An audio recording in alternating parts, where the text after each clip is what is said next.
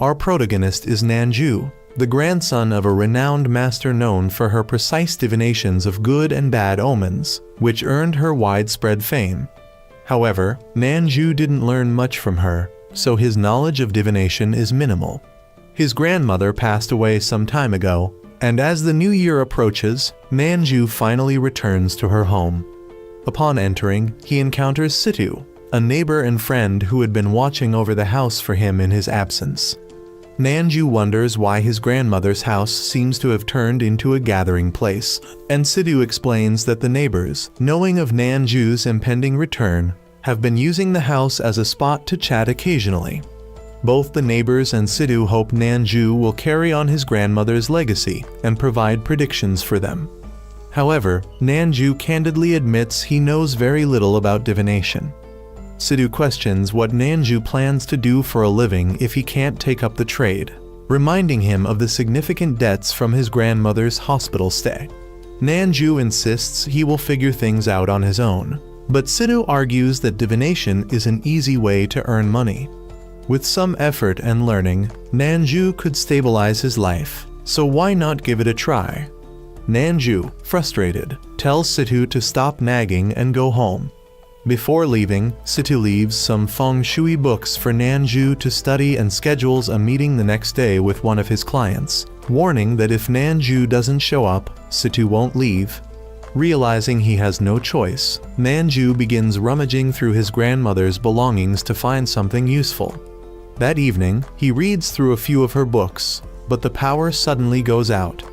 Lighting a candle to continue reading, he finds the books quite complex. However, one book includes hand gestures for him to mimic. As he attempts to follow along, a nearby calendar mysteriously starts to move, even though there's no wind. Reading aloud and performing the hand gestures described, something extraordinary happens. A boy carrying a carp emerges from the calendar. The boy introduces himself as the calendar spirit and asks if Nanju is his grandmother's successor. Nanju, who only knew his grandmother as a feng shui master, is shocked to learn that she was also a Lai Shi. According to the calendar spirit, Lai Shi are chosen by the calendar of heaven and earth, an artifact created by an emperor that predicts all future events. The calendar spirit, like the boy, was born from human festivals and worship. There are 9 calendar spirits in total, and the calendar of heaven and earth has already informed them that Nanju is the new Lai Shi. The next morning, Nanju wakes up, thinking everything was a dream. But hearing sounds outside, he checks and finds the calendar spirit boy there, confirming that last night's encounter was real. The boy introduces himself as Zionayan, the calendar spirit representing New Year celebrations. While reading one of his grandmother's books, Nanju learns about the existence of evil spirits, entities born from humans' negative emotions. Because these emotions exist everywhere, so do the evil spirits. Ordinary people cannot see them, but Lai Shi like Nanju can. Most misfortunes in people's lives are caused by the mischief of these spirits. Later, Zionayan smells something delicious and discovers Nanju has cooked a dish. However, he is instantly disheartened when he sees the dish is fish head curry. The issue isn't the taste, it's that the fish is Zionayan's carp. Zionayan demands compensation, and Nanju, realizing his mistake, offers a turtle as a replacement. Of course, Zionayan rejects this. That afternoon, Nanju accompanies Situ to meet a client. This client immediately notices that Nanju doesn't resemble the feng shui master Situ has brought in before and doubts his abilities. The client Nanju meets is responsible for constructing a bridge, but the project has been plagued with delays due to ongoing issues. Nanju soon discovers that evil spirits have been troubling the client. He warns the man that something will happen to him that night. Just then, a phone call from the construction site reports another incident with the bridge. The three head to the bridge, and the client and Situ leave Nanju alone to deal with the spirits. Nanju takes out the calendar of heaven and earth to summon Zionayan. After an impressively dramatic summoning ritual, Zionayan appears. Though he now has a new fish, he still demands compensation from Nanju, and even throws Nanju's turtle into the river. blaming him for the rebirth and diminished size of his fish. The two then begin their mission to exorcise the evil spirits. Nyan uses water bullets to attack the spirits, while Nanju wields powers granted by the calendar of heaven and earth. Nyan laments that if his original fish hadn't been cooked, he could have handled the situation in one strike. However, after some time, Nyan's fish runs out of energy and faints. Realizing it's past midnight, Nyan notes that his shift has ended and vanishes. Left alone, Nanju is quickly surrounded by evil spirits. Suddenly, a fireball descends from the sky, dispersing the spirits. A new calendar spirit appears, accompanied by a lion that rushes toward Nanju not to attack, but to assist the spirit in fighting the evil spirits. Nanju is dragged away by the spirits, forcing the new spirit to intervene. With swift sword strikes imbued with flames, the spirit eliminates the evil spirits. As the situation worsens, he unleashes a powerful attack to swiftly annihilate them. Nanju recognizes the spirit as Lawang, the calendar spirit representing New Year's Eve. Lawang behaves oddly and warns Nanju to leave the area immediately. Back home, Nanju brews tea and notices a strange dog. Lawang explains it's his Nyan beast, a stray he adopted. While Nanju is inside making tea, Lawang suddenly becomes darkened and attacks him. Regaining his senses, Lawang apologizes, but Nanju suspects something is wrong. He summons Nyan to learn more. Nyan explains that Lawang is usually gentle, but Nanju sees him as a ticking time bomb. Chu's eyes condition results from guarding New Year's Eve, a time when evil spirits are most active, causing his body to absorb evil mist, which makes his behavior unpredictable. Nyan flees, leaving Nanju alone with a kitchen knife as Lawang vanishes, leaving behind a broken window. The next morning, New Year's Eve arrives. Lawang's dog wakes Nanju, but Lawang is nowhere to be found. A knock at the door startles Nanju, who grabs a rolling pin for protection. It turns out to be two neighborhood kids wishing him a happy new year. The boys reveal the neighborhood plans to host a New Year's party that night. Nanju suggests they hold it at his place. He asks the boy in the blue shirt about his parents, and the child sadly explains they're working far away and haven't returned. Nanju promises to cook something special for him and tells him to keep his head high like a true man. After the kids leave, Lawang returns, saying he has cleared the area of evil spirits. Nanju plans to step out briefly and asks Lawang to stay at the house. The people around started discussing how young parents nowadays are quite irresponsible, often leaving their children at home for the grandparents to take care of. This once again made the boy in the blue shirt feel sad. The boy then tried calling his father to ask if he would come home for the New Year's celebration, but he couldn't reach him. His negative emotions began to manifest into evil spirits. Meanwhile, Nanju drew attention because Lawang, clad in his armor, followed him around in public, causing people to notice. Lawang insisted that it was his duty to protect Nanju at all times. However, the only thing Lawang managed to accomplish was to embarrass Nanju by continually slaying evil spirits born from animals being sold in the supermarket. This led to Nanju receiving piles of compensation bills. Nanju told Lawang outright that he shouldn't interfere with the lives of ordinary people. Just then, Lawang sensed something and suddenly disappeared. The boy in the blue shirt was being bullied by a local thug, who snatched his phone. The boy tried to retrieve it, but the phone accidentally fell and its screen shattered. It was the phone his parents had given him to stay in touch, and now it was broken. The thug ran away but bumped into Lawang, who scared him off with his large sword. Nanju passed by and saw what had happened, so he went to comfort the boy and took him home. That evening, during the party at Nanju's house, the boy sat sullenly in a corner. Nanju realized the biggest reason for this was likely his parents' absence. To make matters worse, his friend in a brown shirt kept bragging about the new things his parents had bought him for the new year, making the boy feel even more upset. the mounting negativity caused stronger evil spirits to form. Situ also arrived at Nanju's house and asked who the armored man was. Nanju quickly explained that it was someone who had just returned from a mall festival and hadn't had time to change. Situ handed Nanju payment for their last exorcism job, though Nanju complained it was too little. Situ promised to transfer the rest later. Suddenly, Nanju noticed something unusual inside the house and went to check. He found the neighbor and her son unconscious while the boy in the blue shirt was being controlled by an evil spirit. The spirit attacked Nanju, making him recall a time when he had been just like this boy. Nanju managed to escape the mental trap and attempted to cleanse the spirit from the boy. However, the spirit began attacking everyone, forcing Luang to step in. Luang unleashed a powerful attack to completely destroy the spirit, then instructed Nanju to erase everyone's memories of the incident. Luang offered to guide him on how to do it. The boy in the blue shirt woke up and believed everything that had happened was just a dream. However, all of the events he had experienced were real. Later, the neighbor called the boy over to answer the phone.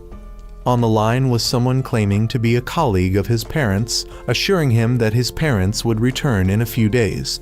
The boy was told not to be sad and to cheer up. In truth, these words were from Nanju, who simply wanted to make the boy feel happier for the new year. Not long after, the clock struck midnight, marking the arrival of the new year. The next morning, as Nanju was sleeping, someone threw a firecracker into his room, forcing him to rush outside. He didn't know where the firecracker had come from until a new calendar spirit appeared behind him, Danayan, the spirit representing the early days of the new year. At that moment, the neighbor and her son arrived to wish Nanju a happy new year.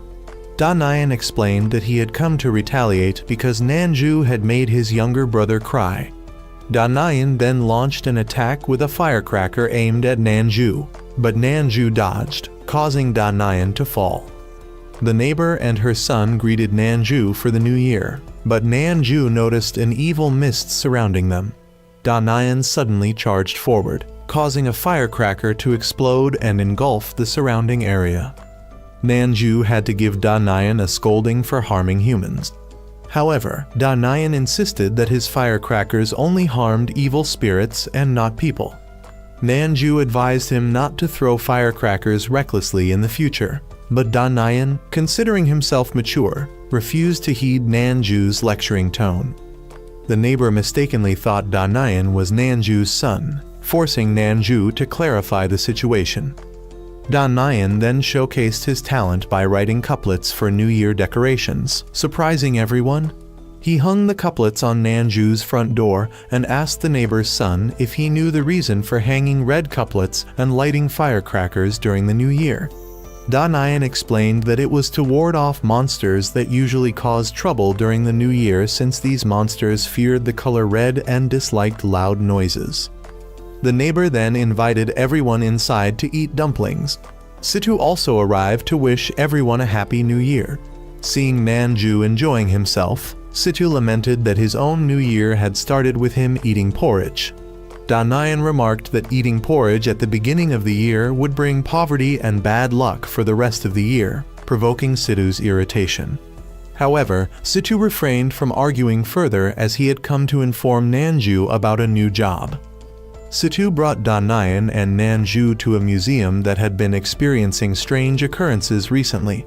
The director of the museum had invited a feng shui master to investigate. Upon arrival, Danayan noticed the museum housed rare and invaluable ancient ceramics. Situ doubted their worth, leading to another argument between him and Danayan. The three then met the museum director, and Nanju introduced himself. The director explained that strange incidents had indeed been occurring. Suddenly, the museum experienced a power outage and tremors. Everyone evacuated while Danayan discovered evil spirits present and threw firecrackers toward them. The director, fearing damage to the priceless artifacts, stopped Danayan. Outside, the director scolded Nanju's group, but Nanju explained that the firecrackers were exorcism tools that wouldn't harm the artifacts. The director reluctantly believed him and detailed the recent events. He noted that if the situation wasn't resolved soon, more artifacts would be at risk. Recently, several artifacts had been mysteriously damaged, with clear signs of human interference, yet security cameras revealed nothing. The incidents continued without signs of stopping. Just last night, while the director was patrolling, an antique clock was suddenly destroyed. Desperate, he sought help from Nanju's group. Examining the scene, Da Nian found traces of evil spirits and observed that the damage to 4 specific artifacts formed a ritual array. Nanju proposed staying at the museum that night to confront whatever was causing the disturbances. The director, having no other options, agreed to their plan, emphasizing the importance of these artifacts not for their monetary value but their cultural significance. He wanted to preserve the beauty of ancient culture for future generations. That evening, Nanju and Da Nian worked together to cast protective spells over the artifacts. Only Da Nian could break the spells, ensuring their effectiveness. Soon after, the lights went out and strong winds began howling. A cat suddenly dashed into the museum, attempting to attack the artifacts. Fortunately, Da Nian's protective spells held firm. Both Nanju and Da Nian realized the attacker was a cat, but Da Nian corrected that it was actually an evil spirit. He urged Nanju to protect himself since he wouldn't be able to guard Nanju while fighting. The cat then transformed into a human-like figure, who revealed that they were a spirit born from the countless complaints of people. The figure explained that in China, when people drop objects, they often utter a phrase to ward off bad luck. These utterances had given birth to this spirit. The spirit attempted to attack Nanju, but he used his own magic to shield himself.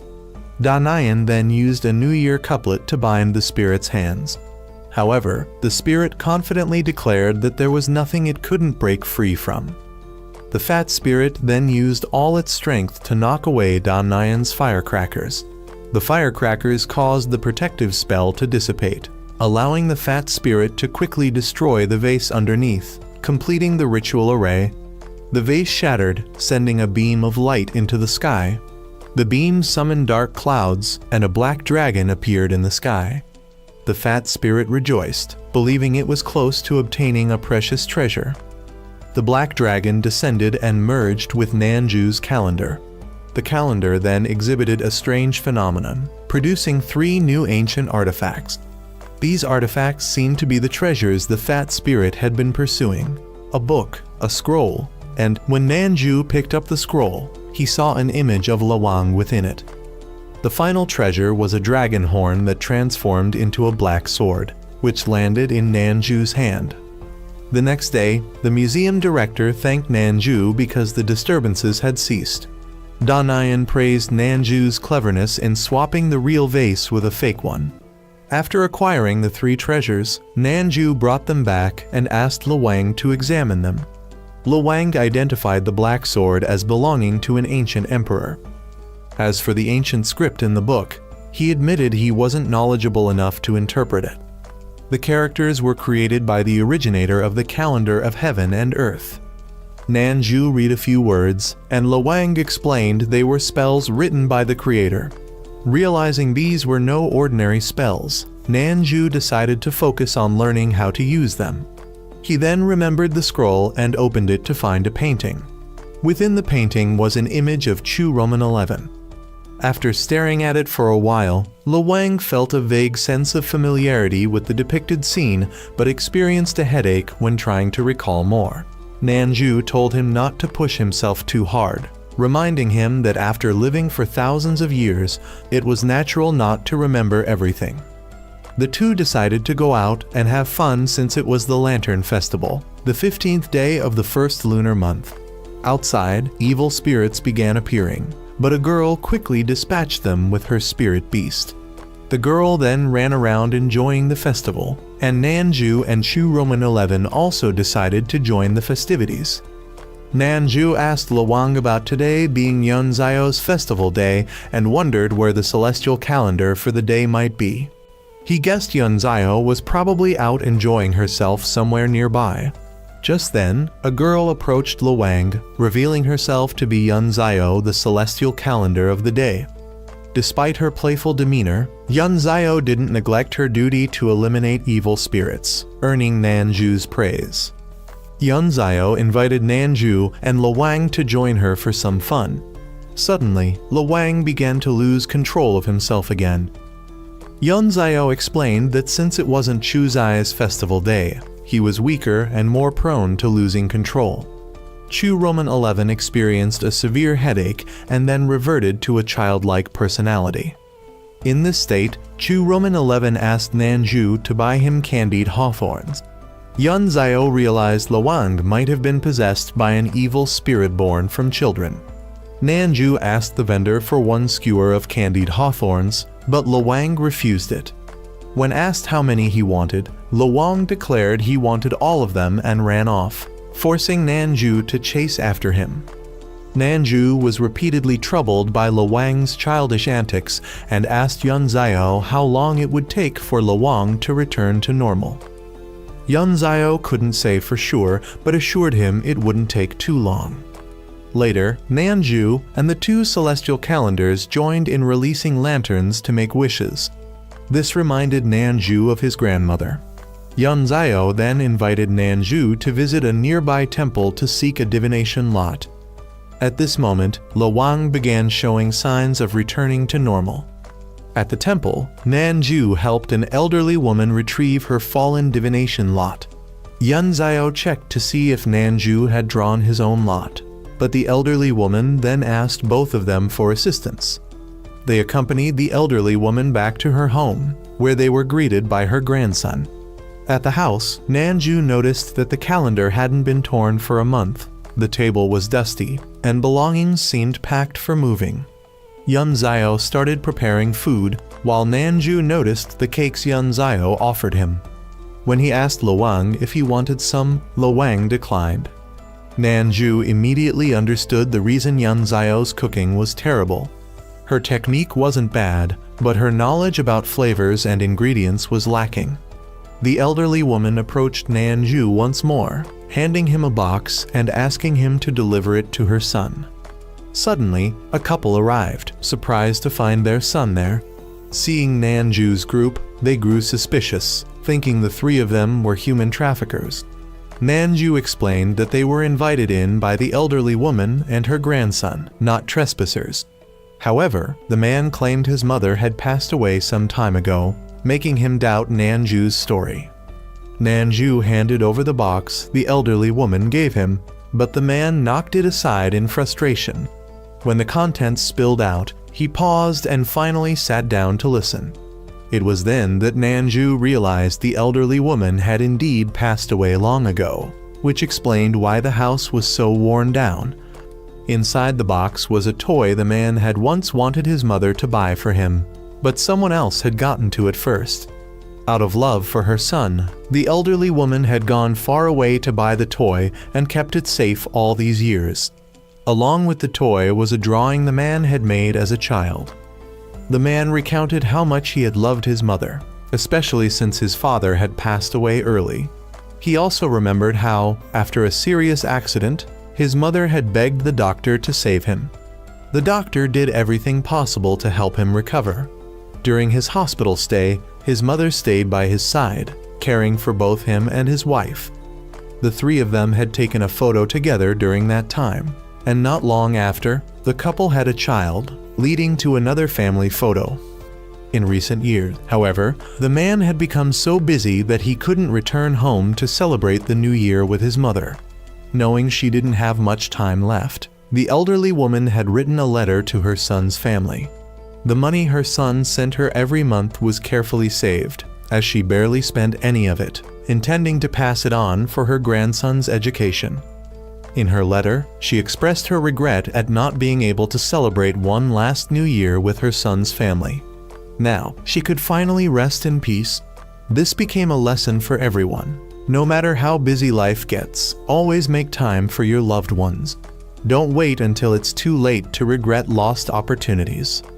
The man's family burned lanterns to send their wishes to the elderly woman. Nanju's group, having completed their task, also left. Several days later, Nanju encountered a new celestial calendar who introduced himself as Hua Zhao, the deity representing China's ancient flower viewing festival. This festival was once popular in the past when young women would offer flowers to the gods, but it had since faded into obscurity, with only a few places still preserving the tradition. Hua Zhao remarked that human life was like a flower. It blooms briefly and then withers. He believed that, one day, all festivals would be forgotten, and celestial calendars like him would gradually fall into eternal slumber. Nanju expressed his desire to prevent people from forgetting such festivals, but Hua Zhao replied that life and death follow their destined paths, and one should face what comes with acceptance. As they talked, they noticed a girl hugging a nearby tree. She longed to see the tree bloom with a sick friend, but being blind, she couldn't see the blossoms for herself. Hua Zhao handed her a leaf to help her imagine the flowers. When they asked how she got there, she explained that a friend had accompanied her. That friend turned out to be Situ, who came running but tripped, prompting Nanju to help him up. Situ had a wound on his arm, from which evil spirits suddenly emerged. Hua Zhao quickly healed the wound and Situ introduced the girl as a nin. The two groups chatted for a while before a nin decided to leave. As she and Situ departed, Hua Zhao warned Nanju about the dangerous level of evil mist that had escaped from Situ's wound. However, when Nanju returned, he was puzzled because no evil spirits lingered around Situ. Hua Zhao explained that the evil spirits they encountered that day weren't born from Situ, but were brought there by someone else. However, Hua Zhao did not detect any evil mist on Ning either, so Nanju asked him to check on the situation around her. Not long after, Situ unexpectedly arrived, bringing food for Nanju. Immediately, Nanju knew that Situ must have come because of something related to Ning. In reality, Situ simply felt sorry for Ning. She had lost her eyesight due to an accident, and now her only companion was a dog. He couldn't bear to leave her alone. The dog was also the friend Ning had wanted to take along to see the flowers. Unfortunately, the dog was old and sick, meaning it wouldn't be able to stay by her side much longer. Ning frequently contacted a veterinarian, hoping to extend the dog's life. One day, she went out to buy some supplies, and the store clerk reminded her to be careful, as strange occurrences had been happening at night. After finishing her shopping, she headed home. As she walked into an alley near her house, she suddenly heard the eerie sound of the wind howling. Growing uneasy, she took a step back, just as a man pushing a cart loaded with cardboard boxes passed by. Out of nowhere, a dark figure lunged forward, forcefully knocking over the cart. The boxes were about to fall on Ning when Hua Zhao swiftly cast a spell to protect her. She recognized his voice and asked what had happened, but he brushed it off as a minor accident and assured her that everything was fine. However, Hua Zhao had realized that the appearance of the evil spirits was somehow connected to Ning. Meanwhile, Situ, who had gotten drunk, suddenly admitted that he truly liked Ning. Hua Zhao soon returned to inform Nanju of the situation, but as soon as Situ heard that Ning was in danger, he lost his composure. Hua Zhao left behind a flower branch to protect Ning, and at that moment, she reunited with her guide dog trainer. The trainer had come to advise her to get a new guide dog, as her current one was no longer fit for the job. However, Ning stubbornly refused. By then, her dog had been severely infected by the evil mist and had gone berserk. The protective flower branch activated its effect, forcing Hua Zhao to act first, while Situ and Nanju chased after him.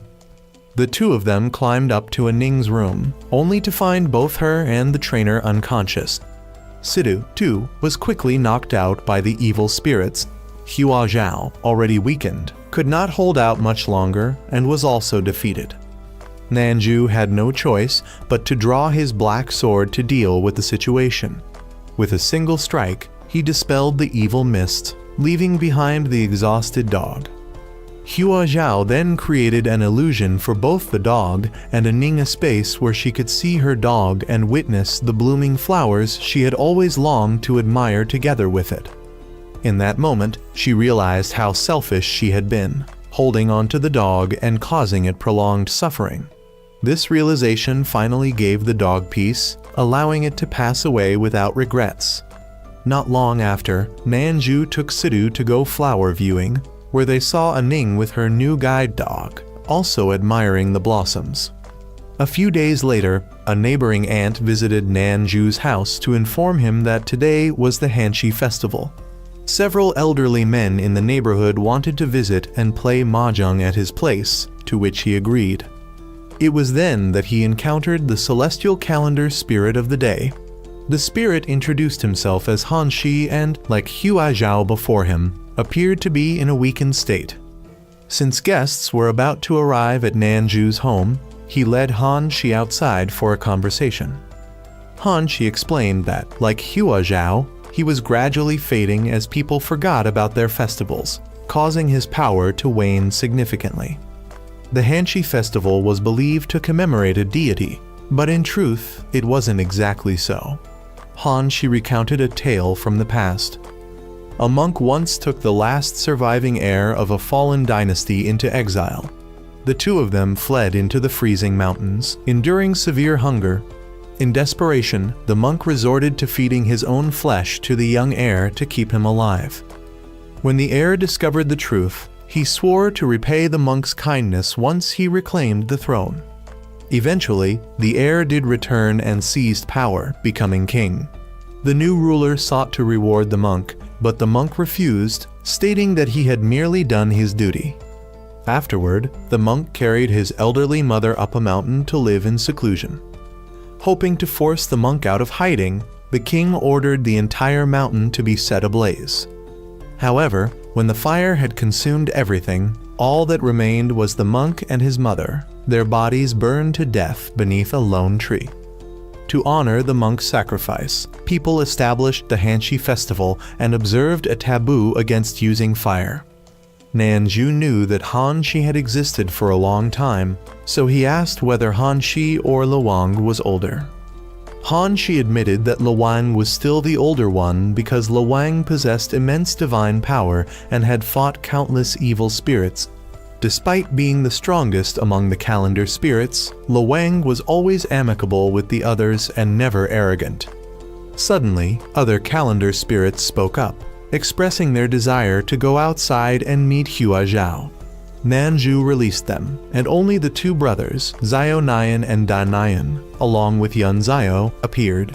Shortly after, Luang also showed himself. Yun Zhao then wondered why the calendar spirit Qin Ming was not present. The mention of Qin Ming seemed to irritate Da Nian. He explained that the Qingming festival had overshadowed the Hanshi festival, causing Hanshi to weaken as he was gradually forgotten. However, Han Shi held no resentment. Long ago, Qin Ming had been deeply saddened when his festival was regarded as a day of mourning. Han Shi had advised him that every festival held its own meaning, and that, in time, he would come to understand the significance of his existence.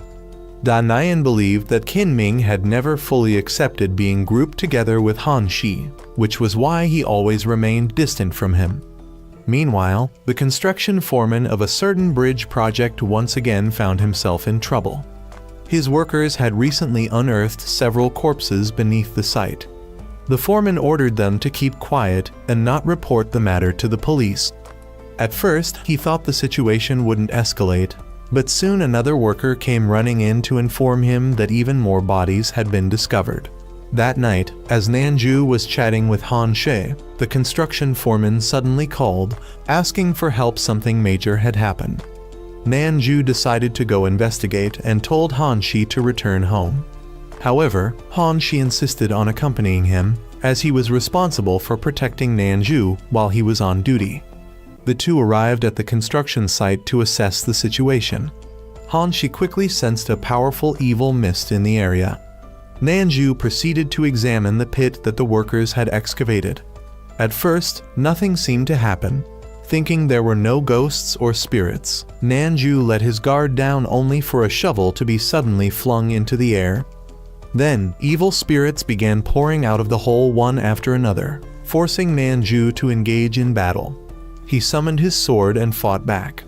Nanju urged Hanshi not to overuse his power, but Hanshi insisted that it was his duty to assist a Lai-shi like him. Left with no choice, Nanju allowed Hanshi to support him in battle. However, no matter how many spirits they defeated, they showed no sign of decreasing. Gradually, the two were pushed into a corner. Suddenly, the evil spirits retreated and merged into a massive serpent. Nanju's sword unexpectedly flew off on its own to engage the serpent, forcing Hanshu to intervene and freeze it with his magic.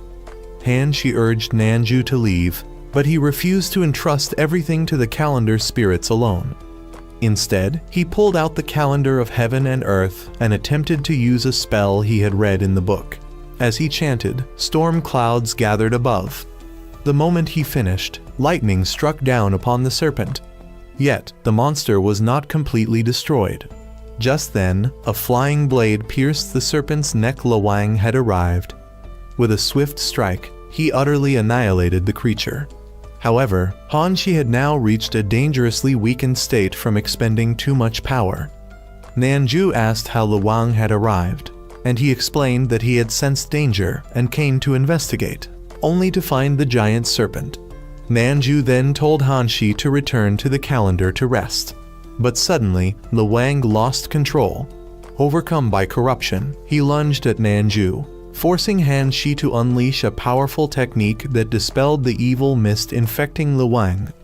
Hanshi then informed Nanju of Lawang's condition and had a request for him. Yet before he could finish speaking, he collapsed. The next morning, Nanju woke up at home and found Hanshi. He seemed to have recovered somewhat. Nanju asked if he had made up his mind. Hanshi was close to disappearing and wanted to spend his last day with Kinming. For today was the Kinming festival, a day when people honored the deceased. At this moment, the calendar spirit Kinming had also descended to the mortal realm to eliminate evil spirits. He soon encountered Hanshi and Nanju. However, instead of being pleased, Kinming appeared irritated, accusing Nanju of violating the rules by allowing Hanshi to remain here. Moreover, Kinming suspected that Hanshi had stayed behind only to supervise him, fearing that he was incapable of fulfilling his duties as a calendar spirit.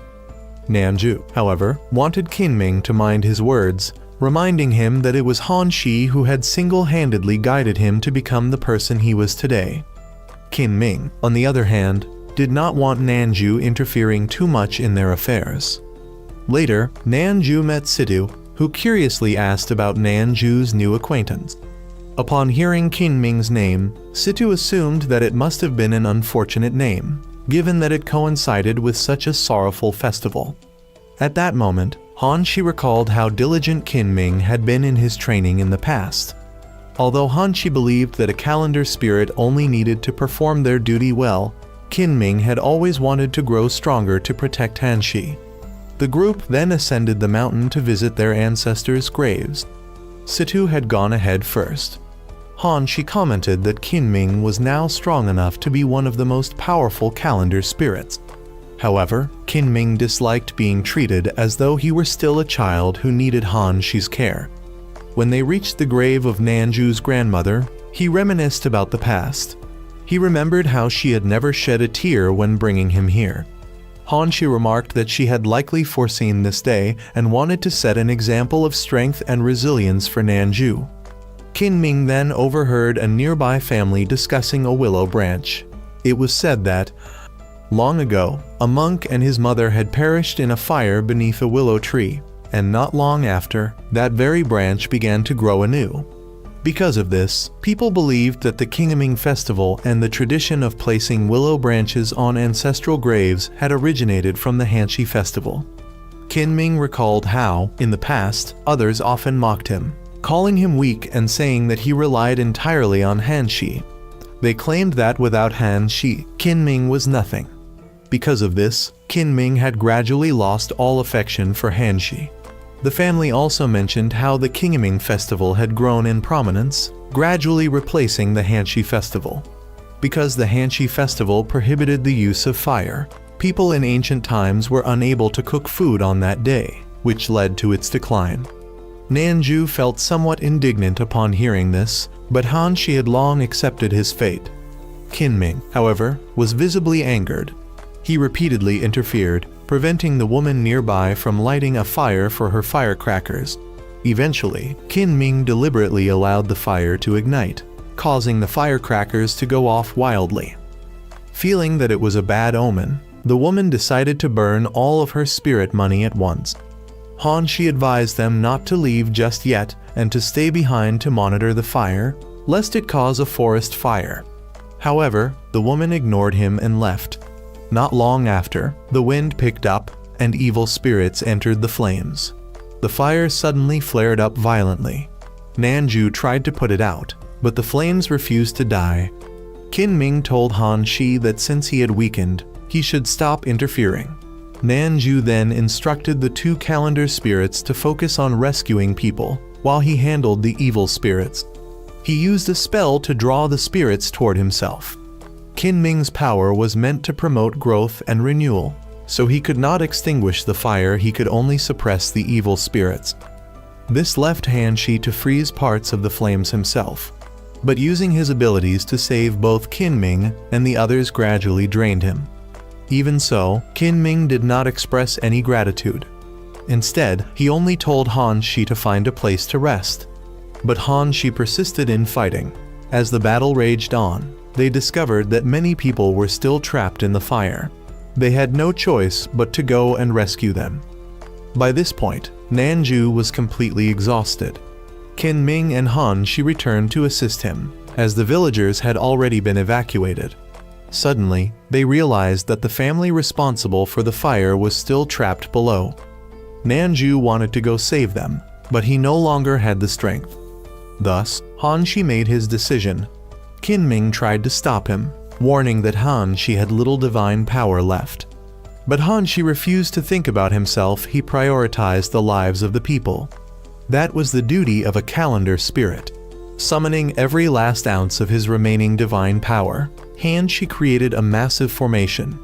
Snow began to fall from the sky, swiftly extinguishing the raging fire across the entire mountain. Hanshi then completely faded away and passed on. Meanwhile, the family responsible for the fire seemed unaware of how the blaze had started, which enraged Kinming. He was furious at their irresponsibility, which had led to Hanshi's permanent departure. Just as he was about to attack them, Nanju stepped in to stop him. Nanju realized that Kinming had been consumed by the evil mist and urged the family to flee. Kinming blamed everything on mortals. He believed that it was because of them that Hanshi had grown weak, and now, because of them, Hanshi had vanished. At that moment, Luwang arrived and struck the evil mist away from Kinming. Kinming angrily pointed out that everyone seemed to value mortals. Did that mean calendar spirits like them were not worthy of the same importance? Luwang replied that Kinming still failed to understand Hanshi's heart. Years ago, Kinming had never accepted the fact that Hanshi was injured while protecting humans. But Hanshi believed that they existed because of humanity's faith in them. Even if evil spirits were born from humans, it was still their duty to protect mankind. Because Kinming had been mocked countless times as Hanshi's shadow, he had worked tirelessly to grow stronger, determined to no longer need Hanshi's protection. But as Kinming grew stronger, Hanshi only became weaker due to humanity gradually forgetting him. Yet Hanshi never once abandoned his resolve to protect the people. Nanju then revealed to Kinming that Hanshi had stayed in the mortal world today for one final reason: to spend his last moments with Kinming. Hanshi had known for some time that he would soon disappear, so he had chosen to remain and witness how much Kinming had grown. Everyone was heartbroken over Hanshi's departure. However, Nanju still held on to the belief that there might be a way to bring a calendar spirit back. Luwang, regretfully, told him that what he wished for was impossible. Calendar spirits, like humans, could not return once they had passed away. They had all long accepted that they would one day face their end. Nanju then asked Luwang where Qinming had gone.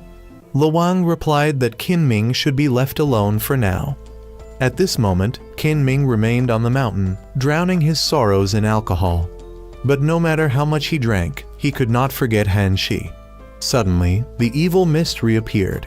It whispered to Qinming, affirming his thoughts that humans were not worthy of protection.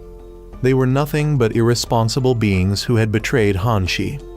Despite being saved by Han Shi countless times, they had so easily forgotten him.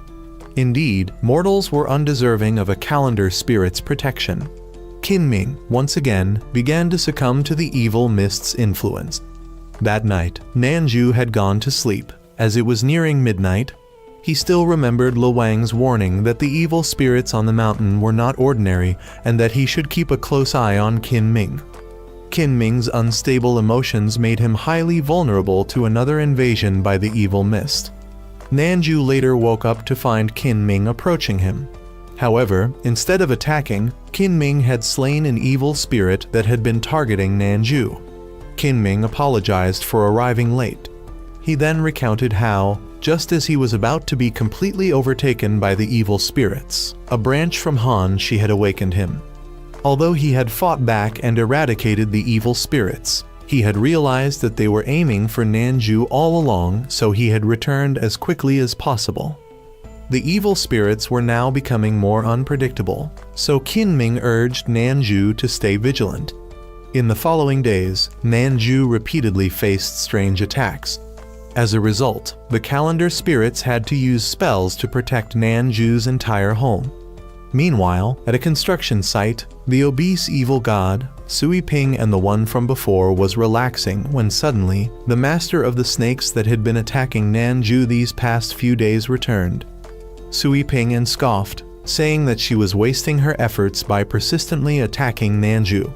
After all, he had powerful calendar spirits protecting him.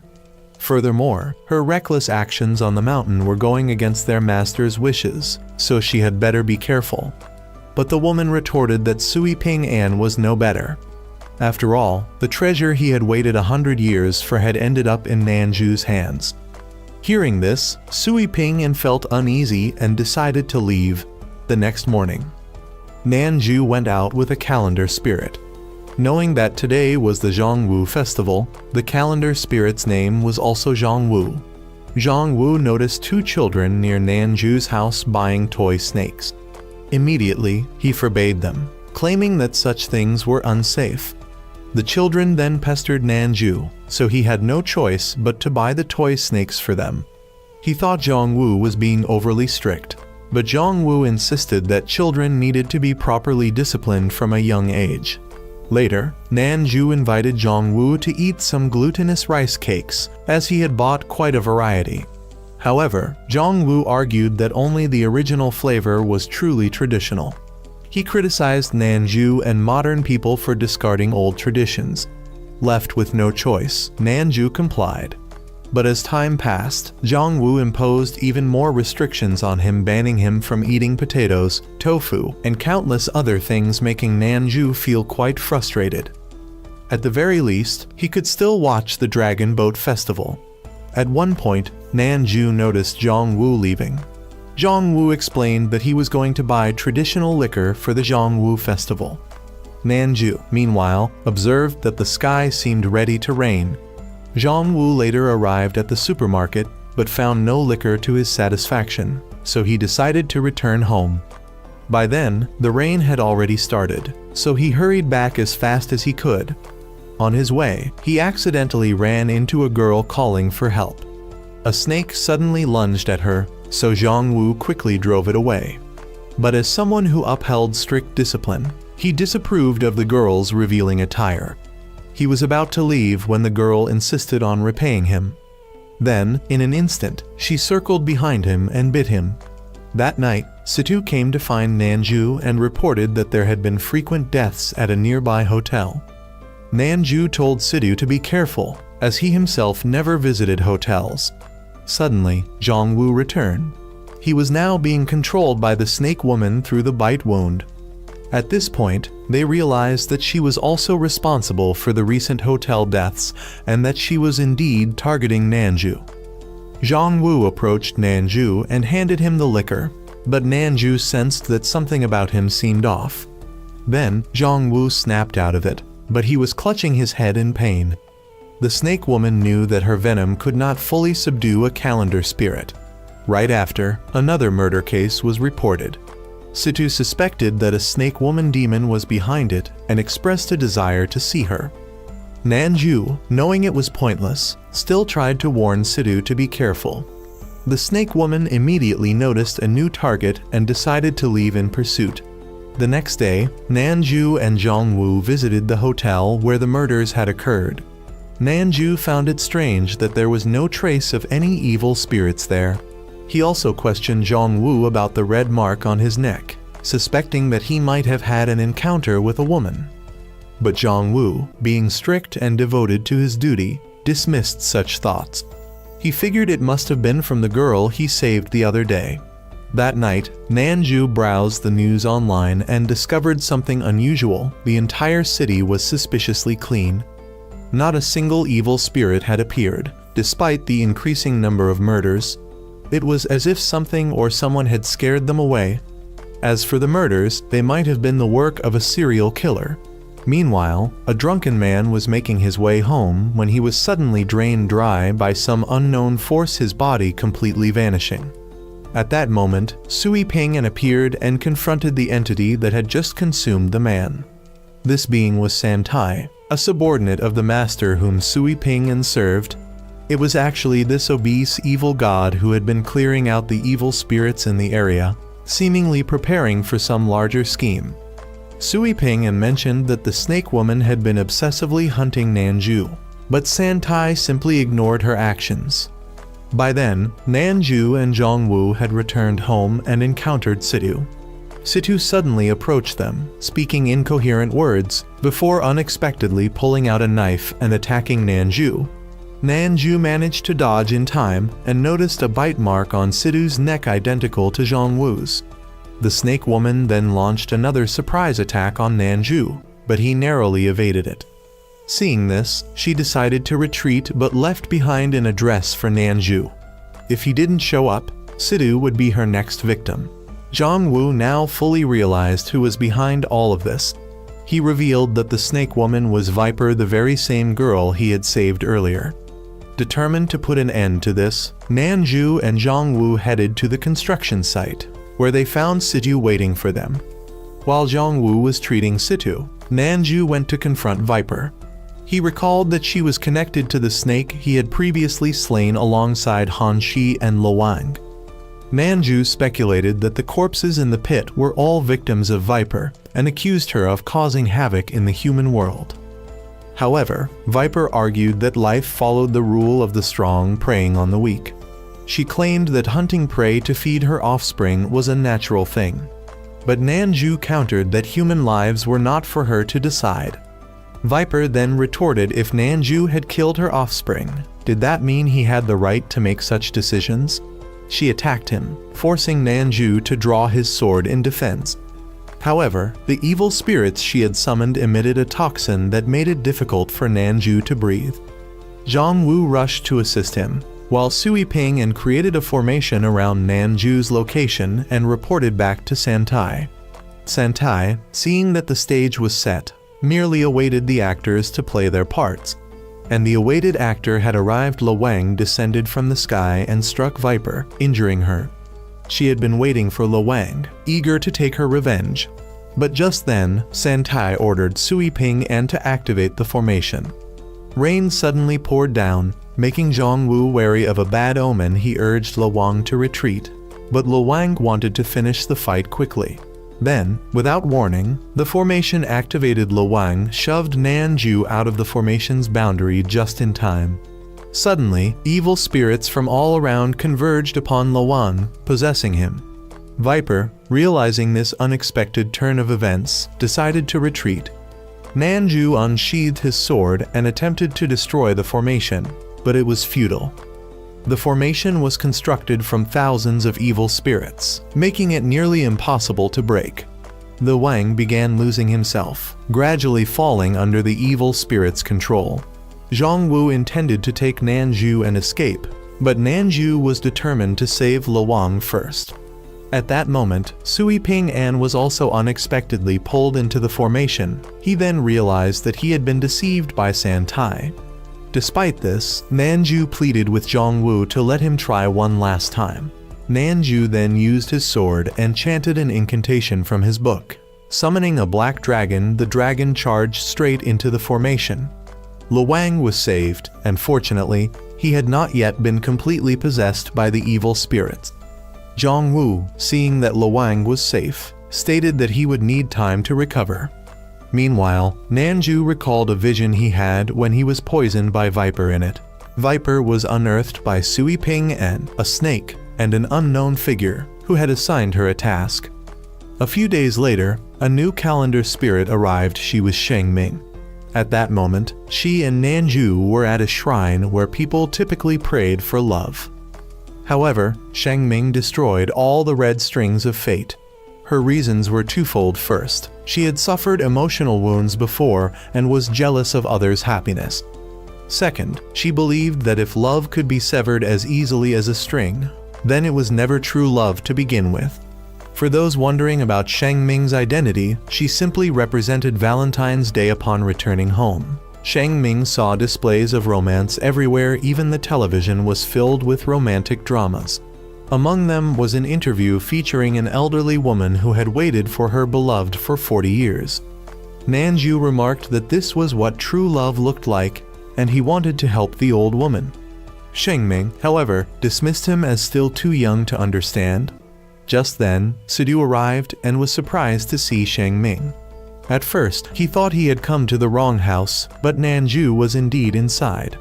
Situ then assumed that Nanju had gotten a girlfriend before he did, forcing Nanju to explain the situation. Nanju then asked why Sidu had come, to which Sidu replied that he had a guest today. And that guest turned out to be none other than the elderly woman from the television interview. The old lady brought some gifts for Nanju. Sheng Ming immediately recognized the pastry. It was the kind that women in the past used to give to their lovers, much like how people gift chocolates today. The old woman then asked Nanju to help her find the man she had waited for all these years. The problem was that if he were still alive, he would be around 70 years old by now. But whether he was alive or dead, she still wished to see him one last time. Sheng Ming pointed out that if he were still alive, he might already have a family of his own.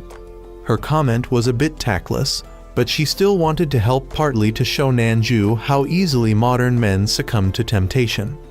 She then asked the elderly woman if she had kept anything belonging to the man. The woman revealed that she had a trumpet. Nanju drove Sidu outside, preventing him from peeking, as Sheng Ming was about to cast a spell. She examined the red string of fate connected to the trumpet to trace where it led. After some time searching, Sheng Ming successfully located the person they were looking for. The two then arranged a meeting with the old woman at a shrine. The old woman had meticulously prepared for this reunion. However, Sheng Ming bluntly warned her that after so many years, the person she sought might have changed in appearance significantly. Yet the old woman was confident that she would not mistake him. So, Sheng Ming instructed her to go behind the large tree to meet him. Sheng Ming and Nanju made a bet. If the old woman had a happy reunion, Sheng Ming would tell Nanju her own story. But if the reunion ended in disappointment, then Nanju would have to serve as her attendant for a day. The old woman walked toward the tree, and indeed, she found the man from her past. However, the elderly man merely stood up in surprise, walked past her, and approached his wife. The old woman called out his name, but the man showed no sign of recognition, puzzled as to how she knew his name. The old woman then introduced herself suddenly. The old man clutched his head in pain. Then, regaining his composure, he insisted that he did not know her and left with his wife. Sheng Ming, watching this scene, was deeply pained. It reminded her too much of her own past. Nanju asked Sheng Ming if she had mistaken the person, but the old woman firmly stated that she had not. Determined to see him again, she went with Nanju to the old man's house. When they arrived, Nanju noticed that the door was unlocked, so he stepped inside and was startled to see numerous notes stuck onto various objects in the house. The old man caught sight of Nanju and mistook him for an intruder. But then the old woman stepped forward, claiming to be his wife.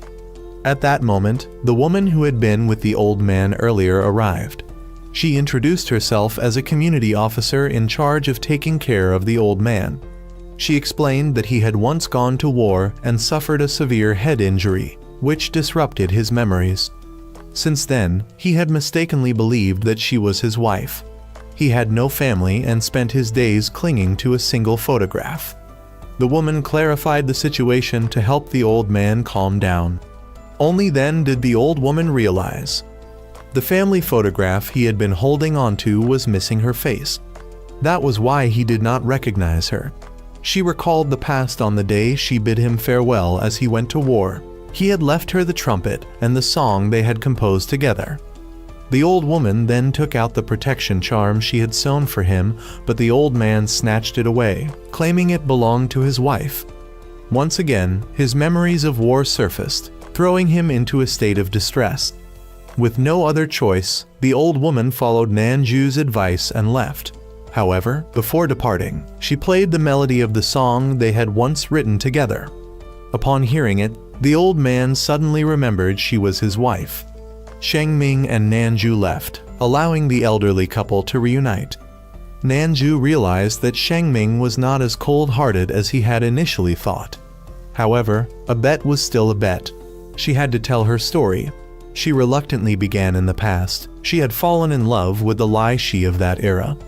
Together, they had endured countless life and death situations. However, on the day of their engagement, Lai Shi was holding hands with someone else, which made her feel like a fool.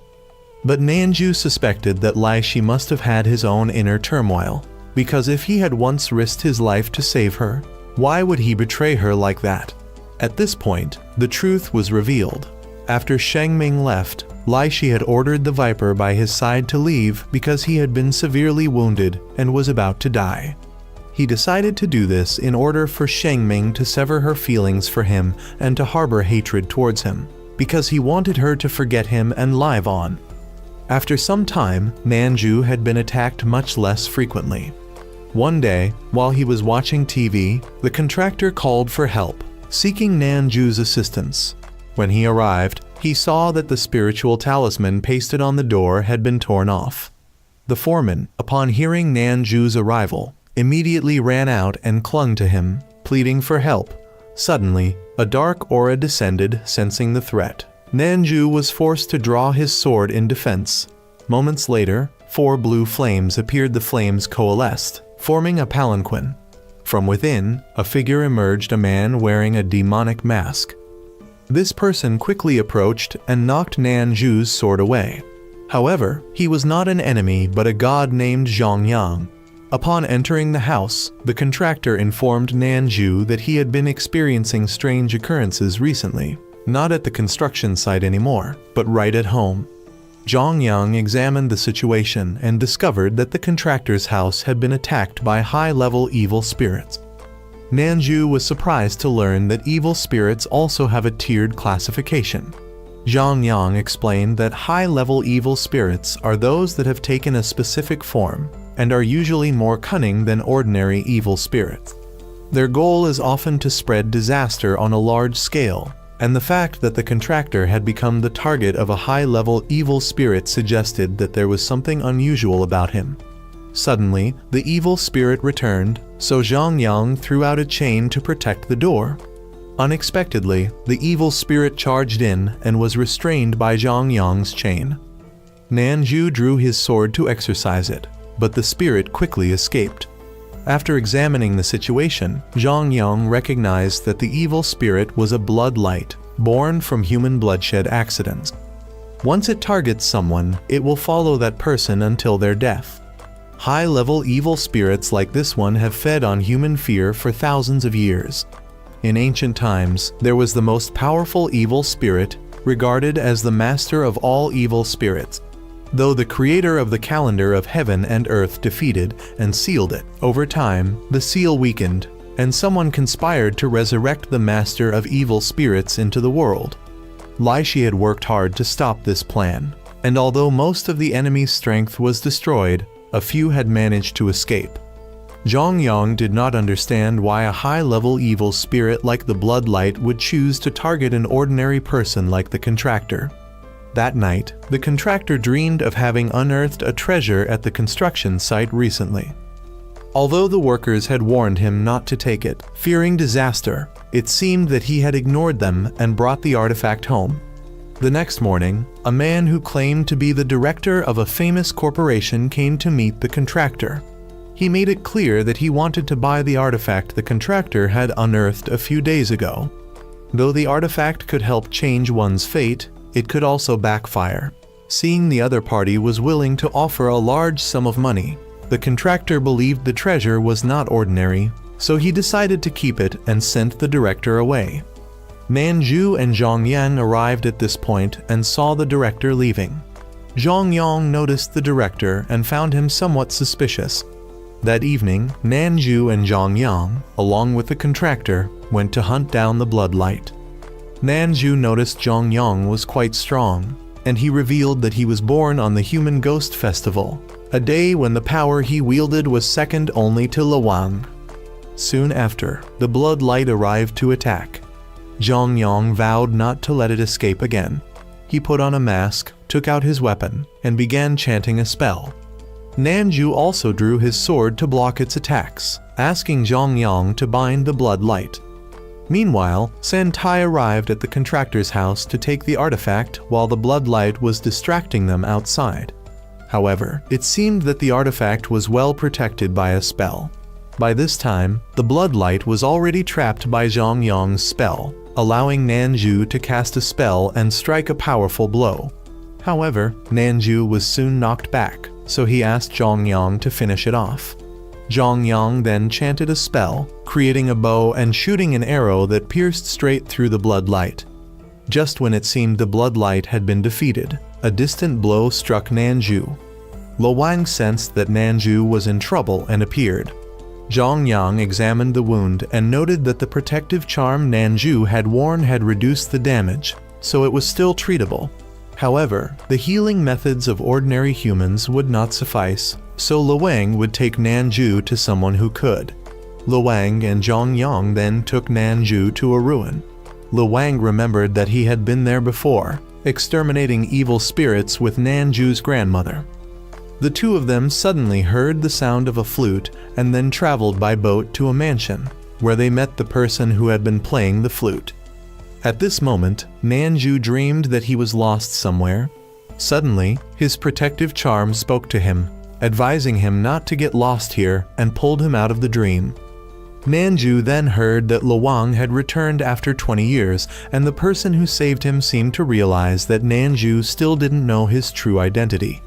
Nanju then reached for the protective charm, which caught Luang's attention. The person who had saved him introduced himself as Jiru, assuring Nanju that he could rest here as this place was separate from the normal world. Nanju recalled how his grandmother had given him this charm and thought that his parents had left it for him because they had some hardships and couldn't stay with him. Jiru explained that this charm was a treasure of his family and that Nanju was a member of that family, the family that created the calendar of heaven and earth.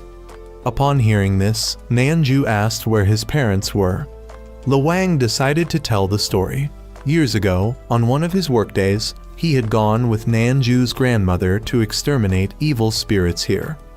However, he had been too late, and evil spirits had killed Nanju's parents. At that time, his grandmother had only been able to save Nanju. The two of them then met Jiru, who had come to take the family members back to bury them. He also recognized that Nanju would later be chosen by the calendar of heaven and earth, so he left Nanju with his grandmother to be raised by her. If Nanju ever encountered trouble, he should come to find him. Jiru explained that their family had often been pursued by evil spirits, so they rarely left the hidden barrier of this place. Nanju's parents had probably wanted to take him out to see the New Year's Eve outside, which led to what had happened. For the next 2 days, Nanju stayed here to recover. while Lo Wang went on patrol to protect the area. During this time, Santai was still angry for not being able to obtain the artifact and had sent evil spirits to monitor the contractor and prepare something for him. 2 days passed, and Nanju had gradually recovered. Jiru informed him that the next day he could leave. Nanju asked why this place was so safe, and Jiru explained how the barrier worked. Lo Wang then returned to report that everything was fine, but he himself was not fine as his old illness had flared up again. Lo Wang didn't want anyone to worry, as Jiru had said that his illness could be cured using the treasure book he had. Jiru also realized that their time here was running out. That night, Lo Wang began to darken again, while Santai had found Jiru's mansion and decided to send one of his subordinates with a group of evil spirits to attack. The evil spirits then continuously attacked the mansion's barrier. Though it held up for a while, the overwhelming number of evil spirits soon caused the barrier to collapse. Jiru wanted Nanju to fall back since he had not fully recovered, but Zhang Yang arrived to help both of them. He asked Jiru to move Nanju back. Nanju didn't want to run away, so Zhang Yang had no choice but to step forward to keep the evil spirits away from Nanju. However, Santai kept sending more evil spirits, forcing Zhang Yang to take out his weapon to fight back. Jiru suspected that the evil spirits were targeting something inside the mansion, the latter half of the calendar of heaven and earth. Meanwhile, Lo Wang had found a room where the treasure was kept and discovered a switch that opened a secret passage. Santai's subordinate arrived but was controlled by Lo Wang. Shortly after, Nanju arrived and the subordinate fled. Nanju asked Lo Wang to go outside to help, but he was still not fully recovered. The evil spirits retreated, and just as Lo Wang was about to attack Nanju, he suddenly regained his senses. Jiru realized that the room had suffered no damage, which was a good sign. The latter half of the calendar of heaven and earth had disappeared with its creator, so this room only contained protective mechanisms for the mansion. The next day, Nanju prepared to leave, deciding to let Lo Wang rest for a while he and Zhang Yang would manage things for the time being. Jiru then gave Nanju a farewell gift. Not long after leaving, Nanju realized it was a notebook detailing various aspects of his family's history. Upon returning home, Nanju met his neighbor, who mentioned that a new mother and son had moved in. The neighbor explained that the mother was seriously ill and often hospitalized, while the son seemed cold but had a kind heart. The family was in difficult financial straits. The father had been a police officer but had died in the line of duty, and the son didn't seem to mourn his loss much because the father had rarely been home, abandoning his family. Now that the father was gone and the mother was ill, the son had to use the money his father left behind and work extra jobs to take care of her. Suddenly, news appeared online about the father, and Nanju was horrified by the malicious person who had posted this. That evening, Nanju and Qinming prepared for the Zhongqiu festival, during which Nanju would perform a ritual to revive Hanshi. Although Qinming wasn't certain that the ritual would succeed, he helped Nanju in every way he could. The next morning, Nanju met the deity of the day, Zhongqiu, who had just bought mooncakes and almost dropped them. He demonstrated his martial arts skills to save the cakes. Zhongqiu then asked why Nanju bought cakes from this shop, and Nanju explained that his grandmother used to buy from there, and the shop allowed customers to make their own cakes and set a delivery date. Zhongqiu asked if Nanju was ready for the evening's ritual, to which Nanju replied that he had prepared well to resurrect Hanshi. His only concern was whether Lo Wang had recovered. Zhongqiu thought that Lo Wang only needed a few days of rest with the calendar, and everything would be fine. Meanwhile, the new neighbor's son unexpectedly received a box of mooncakes delivered by Zhongqiu. This reminded him of his father, so he hid the box and didn't show it to his mother. He then went to work but struggled with his job distributing flyers. Zhongqiu and Nanju came to help, but suddenly, the news reported that a dangerous criminal was still at large, warning the public to be cautious. The neighbor's son quickly realized that his mother was in danger, as the criminal had come to their house to take revenge on her. The criminal was targeting her because the neighbor's father, a police officer, had arrested his accomplices. Evil spirits took over the criminal, and the son was unable to save his mother. Zhang Qiu swiftly dealt with the evil spirits and rescued both mother and son. When the son regained consciousness, Nanju reassured him that everything was fine and the criminal had been caught. The mother wanted to check if the box of mooncakes Zhang Qiu had sent was still intact, but the son snatched it and threw it away, saying that his father had always focused on his work and never spent time with them, so he didn't want to accept the man as his father. However, the mother told him that the mooncakes had been made by his father himself to give to them, as he knew his job was dangerous and that he might not return home for the Zhang Qiu festival. So, he made the cakes himself and had the shop deliver them as a way of celebrating with his family. Nanju remarked that the father was an admirable person who had chosen to sacrifice his own happiness to help others, and the son should be proud of him. Zhang Qiu then invited the son to try the mooncake, and he cried as he ate the cake his father had made for him. Nanju and Zhang Qiu then left to prepare for the ritual to revive Hanshi. All the deities gathered and performed the ceremony with Nanju. However, the image of Hanshi only appeared briefly but did not fully resurrect. Nanju explained that the deity needed human offerings to fully revive Hanshi, and they would have to wait until a location where the tradition of the Han-Shi ritual was still practiced, so Qin Ming need not worry. The group then gathered together to celebrate the Zhang Qiu festival. Zhang Qiu noticed that Qin Ming still missed Hanshi, so he comforted him, saying that next year they might be able to celebrate Zhang Qiu together with Hanshi, just like this year. Later, Nanju brought some wine to offer to Luwang and asked how his injuries were healing. Luwang thanked Nanju for his concern, explaining that he was feeling much better.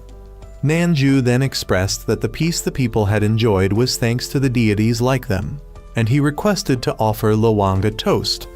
The scene ends with this moment, and the film concludes.